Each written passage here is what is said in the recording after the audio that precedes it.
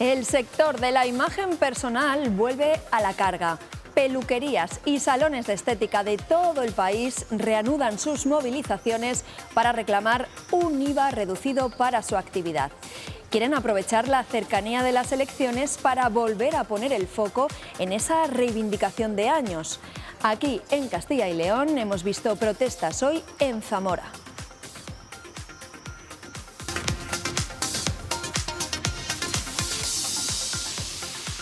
Hola, ¿qué tal? El sector denuncia una situación dramática provocada por la caída de la facturación y el aumento de los costes energéticos.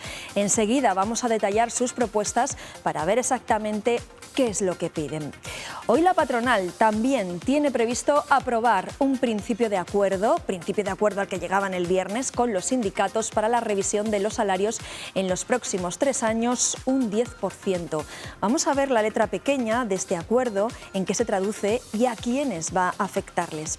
Y en el tiempo del análisis, hoy vamos a hablar de la Unión Europea. Mañana, martes, se celebra el Día de Europa. Estamos además a 2 meses para que España asuma la presidencia del Consejo de la Unión Europea. Y la mitad de los españoles no lo sabe. Vamos a analizar nuestro grado de conocimiento de las instituciones europeas y del trabajo que realizan.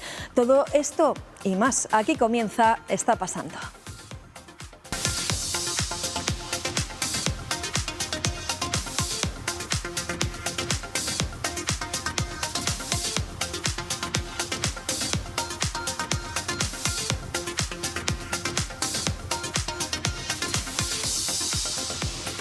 Empezamos hablando de ese acuerdo al que llegaban patronal y sindicatos por la revisión salarial, acuerdo que conocíamos el viernes y que hoy someten a aprobación los empresarios. Eduardo. Esa es, Pilar, la otra clave de este preacuerdo. Tiene que ser ratificado por las direcciones tanto de la patronal como de los sindicatos. Pero ambas partes alcanzaron, como decía Pilar, el viernes este preacuerdo que vamos a ver ahora para la subida de los salarios. Esta es la propuesta, subir los sueldos un 4% este año y un 3% más los 2 próximos años, tanto en 2024 como en 2025. Esto supone en total, en su conjunto, un 10% de incremento salarial durante los próximos 3 años. Además, se incluye una cláusula de revisión anual para subir hasta un 1% adicional en función de la evolución de los precios. Estas son las claves de este preacuerdo alcanzado el pasado viernes por la patronal y por los sindicatos. Entre hoy lunes y mañana martes podría cerrarse el acuerdo definitivamente, porque es cuando se reúnen los máximos órganos de la patronal y los sindicatos. ¿Y qué significaría en ese caso para los trabajadores? Bueno, vamos a preguntárselo a Fernando Fraile, que es el secretario de Acción Sindical de Salud Laboral y Medio Ambiente de Comisiones Obreras aquí en Castilla y León. Fernando, buenos días. Hola, buenos días. Lo primero, entiendo que para los trabajadores, según su punto de vista, es una buena noticia, ¿no?, este preacuerdo para el incremento salarial. Es una buena noticia, es un acuerdo que va a permitir no perder poder adquisitivo este año y recuperar en el conjunto de los 3 años la capacidad de compra que hemos venido perdiendo las personas trabajadoras en una buena medida. Hoy se reúnen las direcciones, los máximos órganos de la patronal, de COE y también del sindicato UGT. Comisiones Obreras lo hará mañana. Cuando se firme definitivamente el acuerdo, ¿a quién va a afectar? ¿Será de obligado cumplimiento para las empresas? Bueno, pues este es un acuerdo que es obligacional, que obliga y vincula a las organizaciones firmantes, a Comisiones Obreras, a UGT y a la COE en el ámbito nacional, y que en los ámbitos inferiores tiene que respetar la autonomía colectiva de las partes, y por tanto lo que tenemos que hacer es aplicarlo en los convenios colectivos. Tiene que guiar todos los procesos de negociación, tiene que permitir desbloquear la negociación colectiva, tiene que permitir, insisto, recuperar poder adquisitivo que se ha venido perdiendo estos años, y afecta a todas las personas trabajadoras que están cubiertas por un convenio colectivo en los próximos 3 años. Claro, pero esto quiere decir, Fernando, que a todos los trabajadores van a subirnos el sueldo un 10% hasta 2025, ¿a todos? No, esto dependerá, insisto, de la autonomía colectiva, de lo que las personas que negocian los convenios colectivos en cada ámbito, tendrán que aplicar lo establecido en este acuerdo, ¿verdad? Por tanto, hay que transcribirlo ahí y será fruto del acuerdo, del consenso, no de manera general se va a aplicar este acuerdo a todas las personas trabajadoras que tienen un convenio colectivo, sino que tiene que ser trasladado a los convenios colectivos, insisto, dentro de la autonomía colectiva de las partes que negocian ese convenio colectivo, que lo acuerden. Eso es, que no es automático, es una guía para tener en cuenta en esa negociación. No es automático, es un acuerdo que guía los procesos de negociación, que lo orienta y que establece que los negociadores tienen que tenerlo en cuenta. No entenderíamos de otra manera que la patronal en Castilla y León no cumpliera con el acuerdo. De hecho, vamos a reclamar a la patronal su transposición a Castilla y León del 5º Acuerdo para el Empleo y la Negociación Colectiva, para establecerlo en el ámbito de nuestra comunidad autónoma y reforzar ese compromiso de los empresarios en nuestra comunidad. Y no sé si tendrá a mano el dato, Fernando, aquí en Castilla y León, ¿cuántas empresas están negociando el convenio? ¿Cuántos trabajadores o qué porcentaje de trabajadores están todavía con ese convenio sin firmar y que serían pues, potencialmente beneficiarios de esa subida? Sí, estamos hablando del entorno de 190.000 personas trabajadoras. Hay, a fecha de hoy, que no se ha renovado su convenio colectivo, que está pendiente de renovar el convenio colectivo, y en el entorno de 190.000 personas trabajadoras en nuestra comunidad. Bueno, pues esa es la cifra. Quedamos a la espera de que se firme definitivamente este preacuerdo de incremento salarial entre hoy y mañana. Fernando Fraile, Comisiones Obreras de Castilla y León, muchísimas gracias. Muchas gracias. Una cosa, el acuerdo no solo es salarios, es mucho más que salarios. Es el acuerdo para el empleo y la negociación colectiva del siglo XXI, que aborda un abanico de materias muy importante.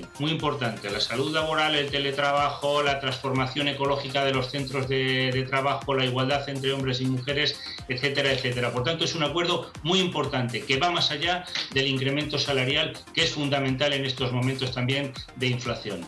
Pero tiene mucha más letra pequeña que habrá que analizar. Gracias, Fernando, en cualquier caso. Muy amable. Buenos días. Gracias a vosotros. Buenos días. Un saludo. Y un sector que ha vuelto a las movilizaciones es el de las peluquerías y centros de estética. Este mes ha convocado una quincena de concentraciones en todo el país. Entre las primeras, la de esta mañana en Zamora. Ante las próximas elecciones del 28 de mayo reclaman una rebaja del IVA para volver al 10% que tenían hasta 2012, cuando subió al 21%.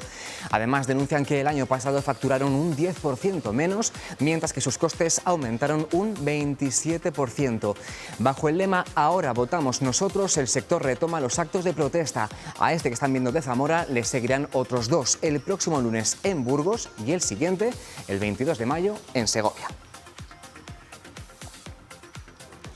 Y en Valladolid hasta el 21 de mayo celebran las fiestas de San Pedro Regalado y hoy la Fundación Franz Weber ha pedido la retirada de cualquier promoción u oferta dirigida a menores de edad para acceder a la Feria Taurina. Entiende que es contraria a una recomendación del Comité de los Derechos del Niño, órgano al que asesora esta entidad naturalista. La Fundación advierte de que el informe de evaluación a España de 2018 incluyó un texto que dejaba claro que hay que alejar a los menores de 18 años de los espectáculos taurinos y urge a las administraciones públicas implicadas a retirar la publicidad y esos descuentos a los que hacíamos mención. Pues dejamos por unos instantes la actualidad de este lunes 8 de mayo para pasar al análisis. Mañana, martes 9 de mayo, es el Día de Europa y nos preguntamos, como cada vez por estas fechas, Pilar, ¿cuál es el grado de conocimiento que tenemos los españoles de las instituciones europeas y si mucha gente sabe que España va a presidir la Unión Europea a partir de julio?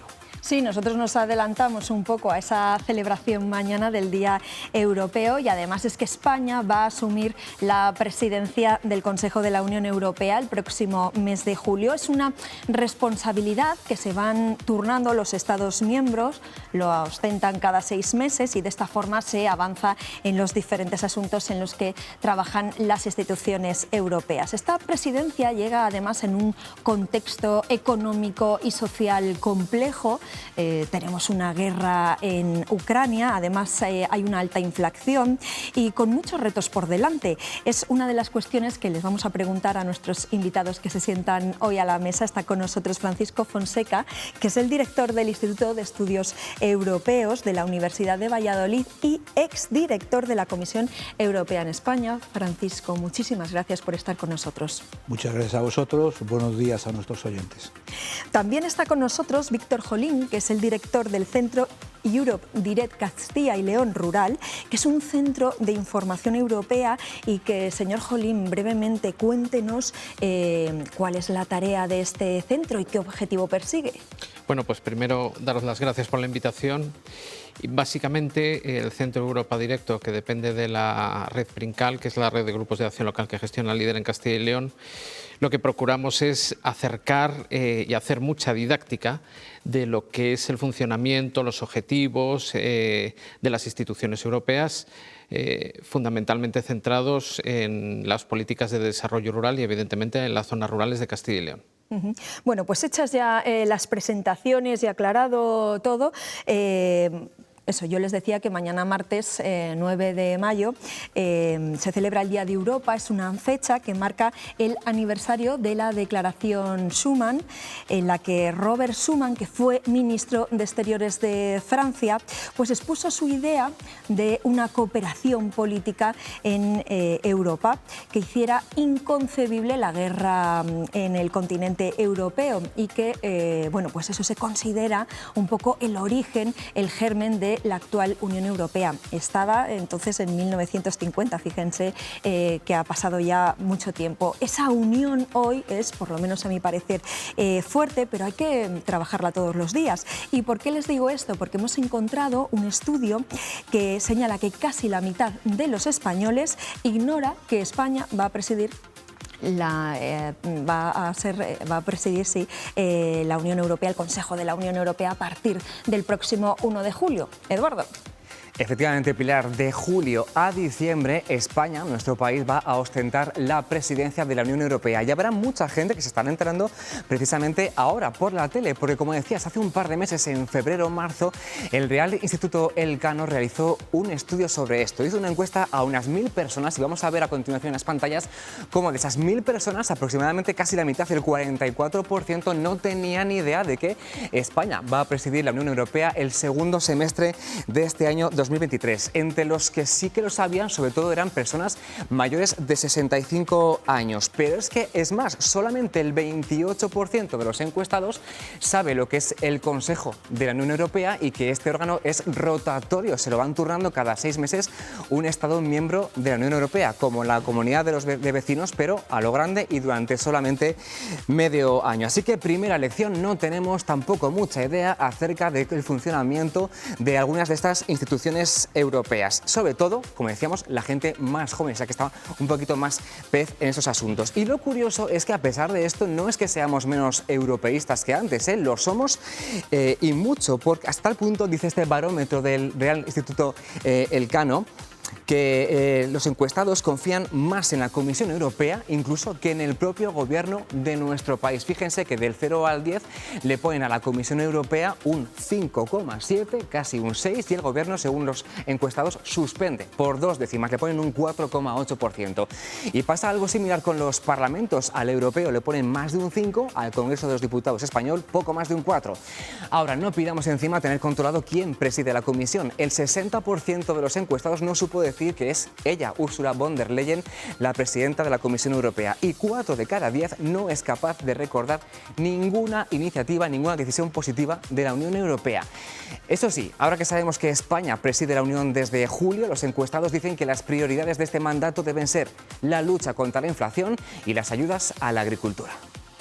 Bueno, pues les voy a preguntar a nuestros invitados por los resultados primero de ese estudio. ¿Qué les parece que la mitad de los españoles sean ajenos a quién va a presidir el Consejo de la Unión Europea a partir de julio, que además nos toca muy de cerca, que es España? Francisco. Eso demuestra, en primer lugar, que hay todavía mucha pedagogía que hacer.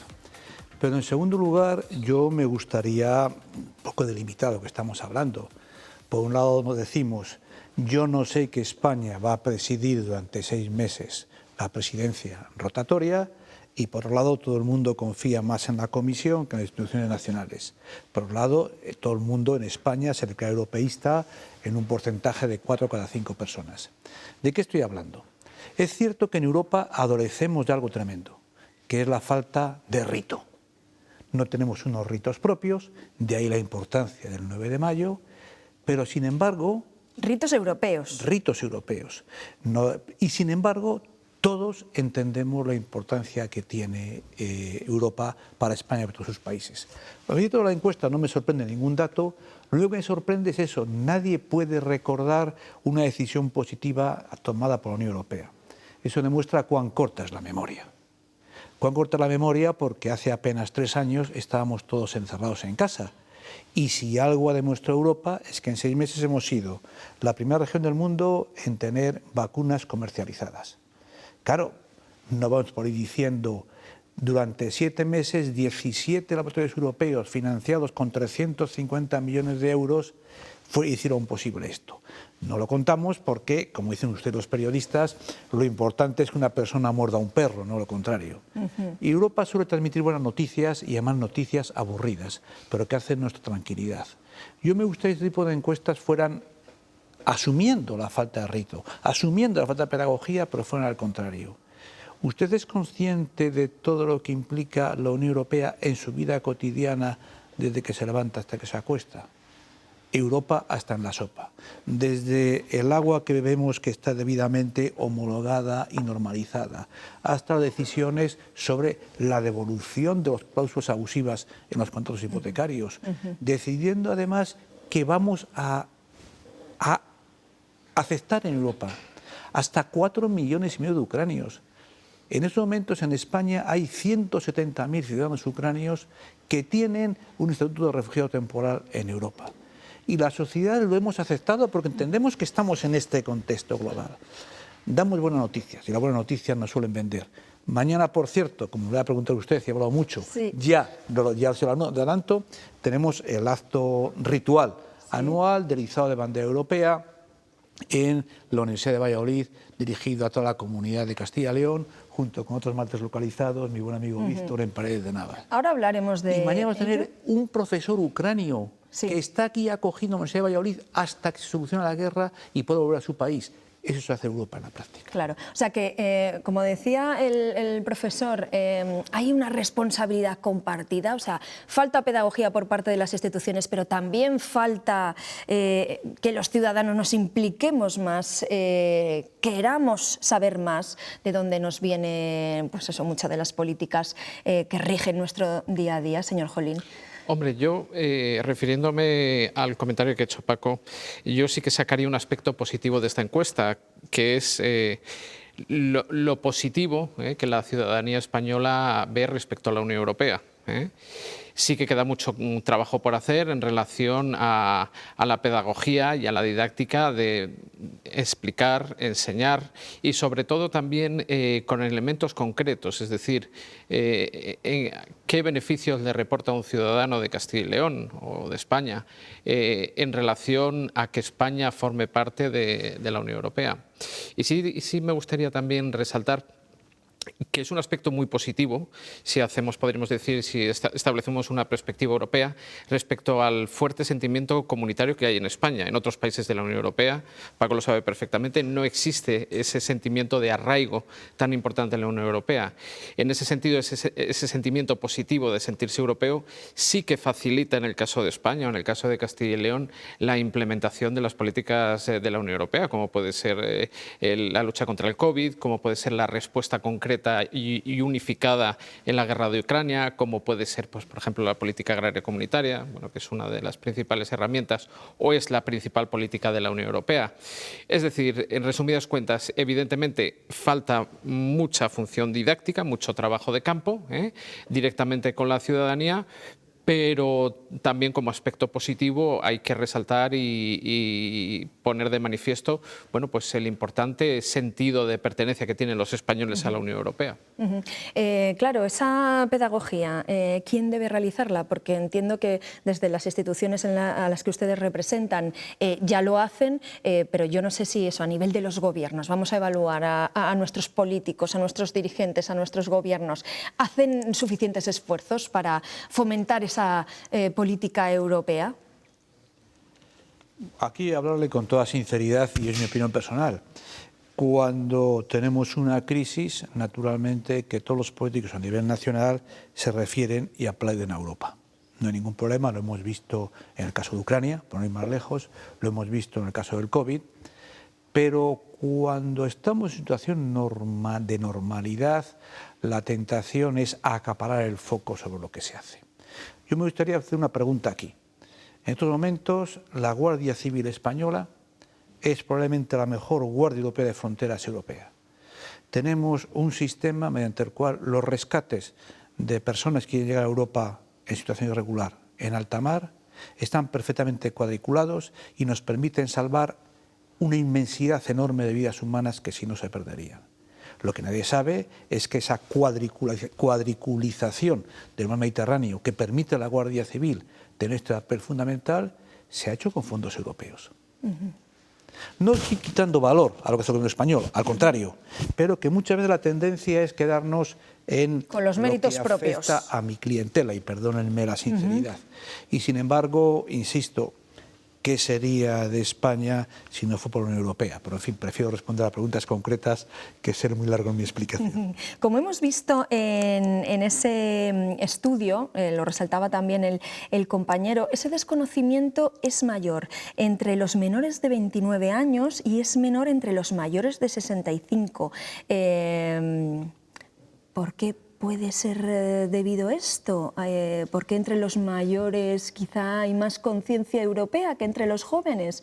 Pues yo creo quizás porque en el momento de la integración de España a la Unión Europea sí que por parte en este caso de las administraciones o de los políticos, como comentabas, como por parte de la Unión Europea se hizo un esfuerzo de explicar a la población los beneficios que reportaba la participación en ese caso del Reino de España en la Unión Europea. Quizás esa evolución al paso de los años se ha ido descuidando, se ha ido perdiendo esa inercia. Y ya pues la población joven, creo que has dicho los menores de 29 años, yo creo que están un poco más desafectados desde la Unión Europea. También quizás por lo que decía Paco de la cotidianidad de formar parte de la Unión Europea, de que es una realidad más, y que también, bueno, pues en la Unión Europea sobre todo sobresale en los momentos un poco de crisis, un poco de dificultad, pero evidentemente ese dato, el dato de la desafección de la población joven, sí que es preocupante, y yo creo que en ese sentido también los propios políticos, hablando de los políticos, deben de hacer una reflexión de que la formación en estos aspectos tiene que estar en los institutos, tiene que estar en las escuelas, en los colegios y en las universidades, porque también es una manera de entender la globalización en la que nos estamos, en la que hemos acabado todos los países, y evidentemente esa globalización compartida en este caso por la Unión Europea. Francisco, usted que trabaja todos los días con alumnos que tienen más o menos esas edades, por debajo de los 29 años, bueno, imagino que sus alumnos tengan interés por la Unión Europea, claro está, pero ¿cómo ve a la juventud? Yo es que contesto, como si estuviéramos jugando al mus, contesto la mayor. Es decir, yo no creo que la juventud esté menos interesada que los mayores. La gente de mi edad, naturalmente para nosotros Europa forma parte de, por fin respiro. Yo todavía me acuerdo cuando iba a formarme, a estudiar fuera de España, los horrores que eran. Me sentía como un emigrante para viajar a estudiar a Alemania, a Francia, a Bélgica, los controles administrativos, las fronteras, etcétera. Eso ya no existe. Claro, a mis estudiantes lo primero que les digo es decir, oyes, ¿por qué tenemos Erasmus? Claro. Y no entienden, Erasmus es tan cotidiano que es un milagro en sí mismo. Eso es lo que hay que explicar. Pero no es que sean menos europeos, sino que Europa forma parte, como decía Víctor, de su cotidianidad.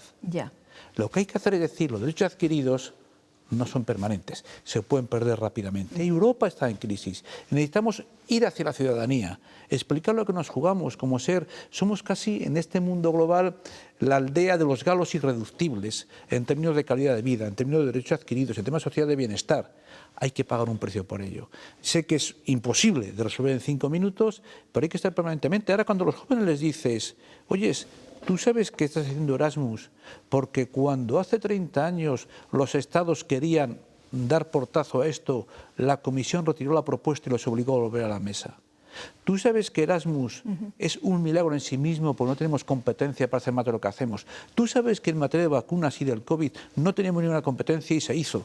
No hablemos del Next Generation. Óigame usted, ¿qué es Europa? Y ya concluyo. Europa es que uno pueda trabajar en la televisión en Valladolid y vivir en Madrid o viceversa. Uno puede tener un cargo en un banco en Madrid y vivir en Valladolid.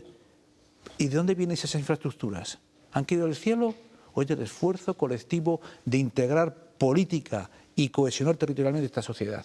Eso es lo que cuenta, eso es lo que no podemos perder. Este estudio no entra a valorar, claro, pues si esa opinión procede de las ciudades o procede del medio rural, pero, señor Jolín, si tuviésemos que analizarlo, ¿sería muy diferente? ¿Cambiaría mucho la opinión que tenemos con respecto a la Unión Europea si procedemos de una ciudad o si procedemos de una pequeña localidad, del medio rural de Castilla y León? Hombre, yo creo que el nivel de información respecto a las instituciones europeas, quizás por la aplicación o la implementación de la PAC, en el caso concreto de Castilla y León, en cierta medida o de manera más mecánica, es más conocida en las zonas rurales que en las grandes ciudades. Ahora bien, eso es una moneda que tiene doble cara. También la aplicación de la PAC pues supone esfuerzos, normativas, reglamentos, aplicaciones que hay muchas veces que es complicado. Yo creo que, contestando de manera concreta a tu pregunta, yo creo que en las zonas rurales quizás hay más conciencia de la participación de la Unión Europea en el día a día. En resumidas cuentas, por la aplicación de la política agraria común, por la aplicación de otros fondos, por las infraestructuras. Yo creo que es una realidad más próxima, pero también una realidad que se observa de manera, podríamos decir, con mayor complejidad. Están citando ejemplos de todas esas políticas europeas que nos hacen la vida más fácil, todo ese plan con los fondos Next Generation después de la pandemia, la PAC, y podríamos estar citando, pero a veces tenemos el ciudadano la sensación de que de Europa viene el dinero, de que es una lluvia de millones, pero no sabemos concretamente, no sé, lo que se hace en las instituciones europeas. O sea, viene dinero de Europa, pero no sabemos realmente cómo se gestiona, cómo se elabora. Francisco. Vamos a ver por un ejemplo muy concreto. Los ERTE. Los ERTE en España, que permitieron mantener el tejido económico en lo que estábamos todos encerrados, que no se cayera. España, perdóneme si me equivoco, millón arriba y millón abajo, le ha costado al erario público español en torno a 35 o 36.000 millones de euros, sin los cuales la economía se habría caído. Lo que la gente no sabe o lo que no se cuenta es que de esos 35 o 36, 28.000 millones de euros han sido pagados a fondo perdido para España y para los demás por un programa especial europeo que fuimos capaces de montar en 2 meses, que es una emisión de deuda que ha hecho la Unión Europea y que financiamos los europeos, porque como europeos tenemos el mayor ranking y la mayor credibilidad financiera a nivel mundial. Me gustaría saber, estado por estado, si estos bonos los hubiera emitido España y tal o quien fuera, porque hemos pagado 0,15% de interés. Ya sé que esto es aburrido, pero esto es lo que nos hace que la vida sea más tranquila, sea más ordinaria. Y lo esencial de estos programas es poder hablar de ello. Oiga, ¿es usted consciente de esto? No estoy diciendo, no estoy metiéndome, por Dios me libre, con ninguna instancia de decisión pública, porque es natural, uno nos apunta, intentamos, siempre nos ponemos las medallas y cuando vienen maldadas, ¿qué hacen los demás? Nos pasa en nuestra casa a nivel global. Pero por favor, separemos el grano de la paja. Y yo creo que podríamos pasar horas y horas, desde que nos levantamos para desayunar hasta que nos acostamos, desde que pagamos el recibo de la luz, con la excepción ibérica, por cierto. Sí. Hasta que la OMS declara que la COVID ya es una pandemia, decimos, oiga, ¿tiene algo que ver Europa en esto? En todo, en todo. El 75% de la regulación en España viene de Europa, viene de obligaciones europeas. No nos vamos a quedar solo con, bueno, pues con esos datos que sacábamos que son menos positivos, vamos a decirlo de esa manera, y ustedes también los sacaban aquí encima de la mesa. También esa confianza, ¿no?, que tenemos los españoles hacia las instituciones europeas y que genera incluso más confianza que el gobierno español y que el Parlamento español. ¿Eso es mérito de las instituciones europeas o es de mérito de nuestros políticos o qué es lo que pasa ahí? O sea, porque es eso, que tenemos un cierto grado de desconocimiento de la Unión Europea, pero luego tenemos confianza en lo que hace. ¿Eso cómo se come? Y la verdad es que es curioso porque además durante estas últimas semanas sí que lo hemos podido ver y yo a veces tengo la sensación de que la Unión Europea, las instituciones de la Unión Europea, a efectos del español medio es como el primo de Zumosol. Es decir, que cuando hay un conflicto... No es como es el primo. Es el primo de Zumosol. Cuando hay un conflicto, hay un problema o hay una situación de controversia en los temas legales, jurídicos, medioambientales, como el tema de Doñana, todo el mundo está esperando la opinión de la Comisión Europea y podríamos decir que la opinión de la Comisión Europea es, podríamos decir, la referencia de cuál, podríamos decir, es el criterio FETEN para establecer un posicionamiento. Bueno, yo creo que eso es positivo y es negativo. Es positivo en el sentido de que refuerza esa capacidad de consolidación de la Unión Europea como referencia, pero también en cierta medida resta credibilidad y resta, podríamos decir, competencia, en cierta medida, en este caso a las administraciones nacionales. Evidentemente, como decía Paco, la Unión Europea no solo son fondos, sino también son reglamentos y podríamos decir consensos a la hora de tomar decisiones de cómo pueden ir funcionando las cosas en todos los estados de la Unión Europea, porque los dictámenes y los reglamentos de la Unión Europea son comunes a todos los países y si no me equivoco, Paco, de obligado cumplimiento. Evidentemente eso al conjunto de los más de 420 millones de habitantes de la Unión Europea nos da garantías jurídicas y nos podríamos decir nos ampara dentro de un marco legal en el cual siempre un ciudadano pues puede asomarse más allá de las competencias de las administraciones, en este caso local, provincial, regional o nacional.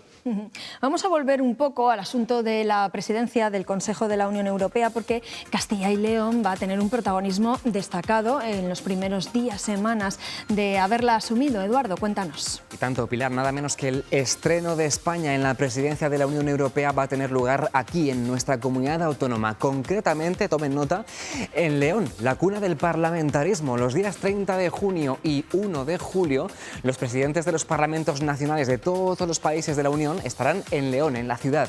Van a participar allí en varias conferencias en las que van a analizar lo que consideran un preocupante desafío a las instituciones democráticas. Ponen como ejemplo el asalto al Capitolio de Estados Unidos o la invasión a los 3 poderes del Estado en Brasil. De este encuentro saldrá la que se va a llamar Declaración de León, un documento de consenso que va a ser el punto de partida de esta batalla global. Y otra cita que ya conocemos, el primer Consejo Europeo del mandato español se va a celebrar en Valladolid del 17 al 19 de julio. Va a reunir a los principales responsables de los gobiernos de los 27 Estados miembros, con 2 grandes asuntos encima de la mesa, la energía y el medio ambiente. Así que ya lo ven, León y Valladolid, centros de Europa en esas primeras semanas de España en la presidencia de la Unión Europea. Bueno, pues no está mal esas 2 citas para empezar esa presidencia, porque además coloca también a Castilla y León de cara a la Unión Europea, ¿no? O sea, no solo que los castellanos y leoneses nos traiga la Unión Europea hasta aquí, sino que también nos coloca en el mapa, ¿no, Francisco? Sí, por supuesto. Yo creo que son 2 eventos importantísimos. El de León es absolutamente necesario, porque si queremos precisamente que el ciudadano se implique más, si queremos tener más visibilidad de este monstruo, de este leviatán, sí, que es Bruselas, entre comillas, hace falta que los parlamentos nacionales se impliquen directamente. Los tratados ya se lo permiten, pero tienen que ser más visibles. Quien tiene que defender la regla del Estado de Derecho, la democracia, es en primer lugar el Parlamento Nacional. Por eso que los parlamentos nacionales estén juntos explicándonos a los europeos: amigos, estamos en el mayor espacio de democracia a nivel mundial. Hay que cuidarlo, hay que profundizarlo, es fundamental. Máxima en la ciudad que fue, como decía nuestro compañero Eduardo, la cuna del parlamentarismo. Y el de Valladolid, que es fundamental, Valladolid, van a venir todos los ministros responsables de energía y medio ambiente para discutir de cuáles son las etapas para conseguir, y esto siempre lo digo, no que Europa es una sociedad verde, que Europa va a ser la primera economía descarbonizada, competitiva del mundo. Es un esfuerzo en 15 años. Nos hace falta un acuerdo político y con los principales actores socioeconómicos. Que se discuta de esto en Valladolid, probablemente el centro de automoción más importante en España, es fundamental. Tenemos que ver todos los avances. Uno siempre tiene que ir dejando lastre y piedras en el camino. Los avances son, como en aquella canción de los Beatles, The Long and Winding Road, el largo y ventoso camino. Pero no podemos pararnos. Europa, en 30 años, seremos el 4% de la población mundial. ¿Qué queremos? ¿Quedarnos siendo un Euro Disney global? ¿Que enseñamos catedrales góticas en León? ¿O que de León sale la necesidad de un esfuerzo por profundizar las democracias? Claro. Además, en un momento en el que estamos viendo el asalto al Capitolio en Estados Unidos, en Brasil... Entonces, y eso no es de la clase política, es de todos los ciudadanos que tenemos que asumirlo. ¿Cómo lo valora que pues nos vayamos a estrenar con estas dos citas tan importantes aquí en Castilla y León, señor Jolín? Hombre, yo creo que hay tres elementos que los ha señalado Paco, pero que a mí me gustaría incidir. Uno es el parlamentarismo, en la cuna del parlamentarismo, en León, que es fiel reflejo de una de la esencia o de la sustancia de la Unión Europea, que es el sentido democrático del gobierno, de la gobernanza, de la aplicación de criterios democráticos para el gobierno no solo de la Unión Europea, sino también de cada Estado, y en el caso concreto del Reino de España, de cada una de las comunidades autónomas, que se deben de regir por criterios democráticos y participativos. Y luego los otros dos aspectos yo creo que son muy importantes y tienen mucho que ver también con lo que afecta en el caso concreto de Castilla y León al medio rural, que es el tema medioambiental. Castilla y León es una potencia medioambiental de primer orden y en Castilla y León se están aplicando, yo creo que de manera correcta, las políticas de protección y de desarrollo. El medio ambiente no solo es protección, es también sostenibilidad y es también aprovechamiento sostenible de los recursos. Bien, bajo ese criterio yo creo que se están aplicando correctamente esas políticas. Y luego el aspecto energético, que es uno de los elementos más sobresalientes quizás de la intervención de la Unión Europea durante los últimos, no diría los últimos años, sino los últimos meses, a raíz un poco de la guerra de Ucrania. Es decir, toda la reglamentación y todo, podríamos decir, el planteamiento de eficiencia energética y de energías limpias que está poniendo encima de la mesa la Unión Europea. Y yo creo que en ese caso Castilla y León tiene mucho que decir.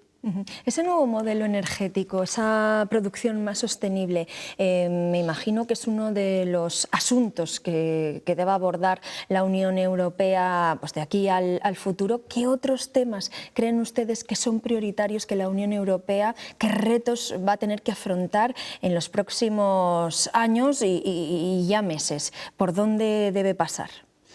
La Unión Europea tiene que convertirse en un actor global. Estamos en un mundo multipolar, un mundo en el que es fundamentalmente extraeuropeo, China, Estados Unidos, más la potencia militar rusa.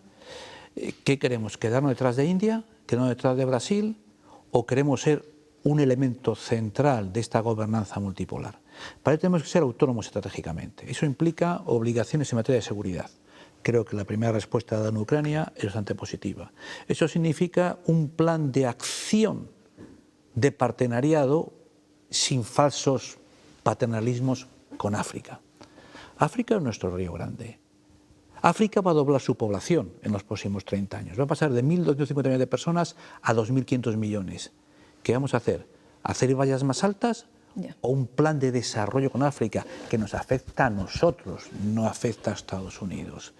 Necesitamos tener una política industrial propia. Tenemos la base industrial mejor a nivel mundial para producir coches eléctricos, baterías, tener energías renovables alternativas. Hace falta investigación, apoyo a la misma. Y sobre todo estar convencidos de que necesitamos. Si unimos el pacto o la necesidad de una economía neutra en carbono. Tenemos que absorber todo el carbono que emitimos. Una economía que no nos quedamos atrás en la digitalización y en la inteligencia artificial. El problema migratorio y nuestro actuar como actor global a nivel mundial, creo que están definidos los 4 grandes retos, más el del refuerzo de las democracias europeas. En el último año nos hemos encontrado pues, con una guerra en Ucrania, en el continente europeo. En esa guerra, en el desarrollo de, bueno, pues de estos últimos meses, hemos visto cómo se activaban políticas europeas, cómo se activaban las sanciones. Hemos visto muy bien cómo la unión entre los diferentes Estados miembros pues da lugar pues eso, a una Unión Europea más fuerte, o esa es por lo menos la sensación que yo tengo. No sé si eso se ha compartido entre... Es lo que hemos visto, la ciudadanía, ¿no? O sea, que se han visto consecuencias concretas, ¿no?, de cuando hay una unión entre los Estados miembros y se pelea todo por un mismo objetivo. No sé cómo lo ven. Previamente a contestarte, sí que me gustaría decir una cosa respecto a los objetivos de la Unión Europea, que Paco lo explica muy bien, que es buscar su sitio predominante en el mundo globalizado en el que nos encontramos, desde un aspecto económico, social, cultural, etc. Si en las Navidades del 19, ya ha entrado el 20, enero del 20, nos hubieran dicho que durante los próximos años íbamos a tener una pandemia mundial, una crisis económica generada por esa pandemia, y luego una guerra en Europa, evidentemente, verdad que no lo hubiéramos creído. ¿Por qué explico esto? Lo explico porque quizás el principal objetivo de la Unión Europea, o el principal reto de la Unión Europea, más que el objetivo, es lo que comentaba esto anteriormente, tener capacidad de reacción ante situaciones. Porque hay muchas situaciones que hemos visto de manera histórica que la Unión Europea, podríamos decir, le ha costado por sus propios mecanismos de funcionamiento, pero en el caso concreto del COVID, en el caso concreto de la guerra de Ucrania, en el caso concreto de la crisis económica por medio de los fondos Next Generation, etcétera, etcétera, etcétera, la Unión Europea ha demostrado claramente que es ágil, que es eficaz, y que es capaz de dar respuesta a situaciones que afectan en primer lugar a la Unión Europea, en segundo lugar a los Estados y en tercer lugar, como hemos comentado anteriormente con el tema del COVID, a los problemas que tienen los propios ciudadanos de la Unión Europea. Entonces, evidentemente los objetivos son esos, el objetivo es buscar su espacio predominante en un mundo globalizado, pero yo creo que también uno de los objetivos más importantes es reforzar su posicionamiento, podríamos decir, de reacción una reacción rápida ante situaciones que evidentemente ni nos planteamos ni nos hemos planteado y que evidentemente nos podremos plantear de cara al futuro. Por cierto, ahora que estábamos hablando de la guerra en Ucrania, por si se nos acaba el tiempo y así lo podemos también recordar, bastó que estábamos haciendo al principio pedagogía y hablando de los ritos, de los rituales. Mañana el centro que usted dirige va a realizar un acto en Paredes de Nava, en Palencia. ¿Por qué allí? Bueno, pues en primer lugar porque nosotros siempre que estudiamos dónde celebrar el Día de Europa en el medio rural en Castilla y León, buscamos enclaves, bueno, pues con un alto valor patrimonial, cultural y medioambiental, pero también buscamos entornos o sitios o municipios donde podríamos decir durante los últimos años se ha desarrollado un trabajo en favor de la identidad europea y en favor de los valores europeos. Y yo creo que en este caso Paredes de Nava pues es un ejemplo y una referencia. Por ejemplo, en lucha contra el despoblamiento, que es uno de los factores o de los campos de trabajo en los cuales está trabajando, valga la redundancia, la Unión Europea, pero también es una referencia en lo que se refiere a la acogida de población ucraniana. Y bueno, pues no hemos encontrado un mejor sitio en Castilla y León. Evidentemente los hay muchos y muy variados, pero para este año yo creo que estas dos circunstancias, la lucha contra el despoblamiento y la acogida de población ucraniana, bueno, pues han merecido que nosotros decidiéramos plantear el Día de Europa mañana en Paredes de Nava.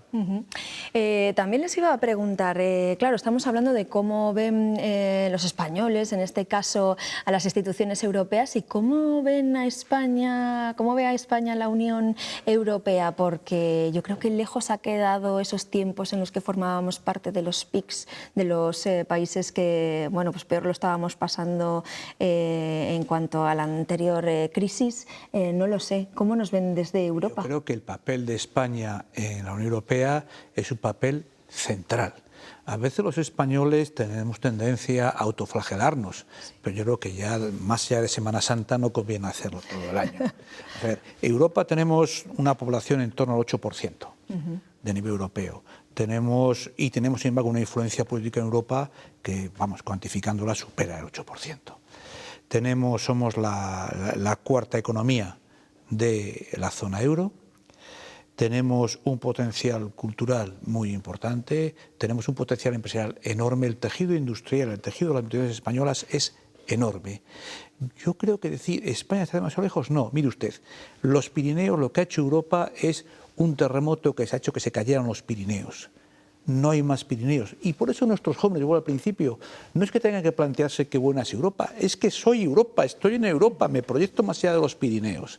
Y eso es lo que tenemos que reforzar permanentemente. Y siempre hemos tenido la sensación de que había como dos Europas, ¿no? Como dos velocidades. Iba por un lado un grupo y por otro lado otro grupo de países. ¿Eso ya no existe? Eso no existe, y aquella denominación de los frugales contra los gastadores, los halcones contra las palomas, yo creo que nos hemos dado cuenta que eso nos conducía al suicidio. Le voy a poner, mire, simplemente una expresión. ¿Sí? Cuando Angela Merkel fue al Bundestag a pedir el voto hace 2 años al Parlamento alemán para apoyar el Next Generation, anatema en la clase política alemana por la cuestión del endeudamiento, a la pregunta de decir, ¿no está usted poniendo en peligro la estabilidad alemana? La respuesta de Angela Merkel fue, los beneficios que tenemos en Alemania por ser parte de Europa y por tener el mercado interior superan con creces esta posibilidad de endeudamiento mutuo, o mancomunado, perdón. Yo creo que es probablemente la mejor definición de dónde estamos ahora. Pues señor Jolín y señor Francisco, que se me acaba de olvidar el apellido, Fonseca. Vaya por Dios. Muchísimas gracias. Esto es porque me llaman Paco, claro. Claro. Muchísimas gracias por haber estado aquí en el programa. Ha sido una charla muy interesante. Esperemos que haya servido también pues, para ilustrar un poco más a nuestros oyentes sobre el conocimiento de la Unión Europea. Y si me permitís recordar que también al margen de la temporada de Neva, mañana en el Palacio de Santa Cruz tendremos un acto presidido por el rector de la universidad también de homenaje al Día de Europa, porque, insisto, una comunidad como la universitaria, Europa es el futuro. Eso es. Pues nada, a ver si podemos estar en uno de esos 2 actos allí, ¿verdad? Nuestras cámaras para que lo podamos ver. Muchísimas gracias a los dos. Gracias a ti. Muchas gracias. Vamos a hacer una pausa para la publicidad y enseguida volvemos. Hasta ahora.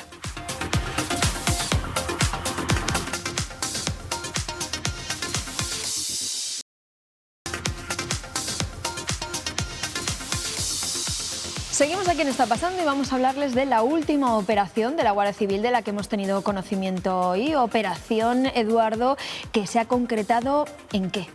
Pues mira, se trata de la detención de 2 personas que habían cometido, atención, 93 robos en iglesias de al menos 82 municipios de Asturias, Cantabria y también de Palencia. Se trata de una pareja de la localidad cántabra de Villacarriedo.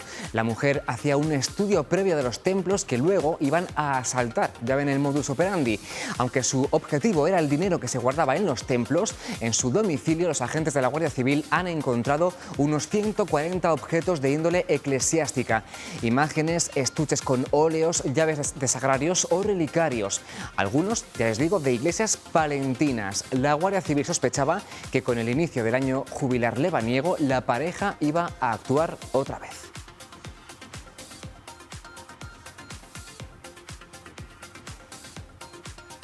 Ahí veían parte de ese botín.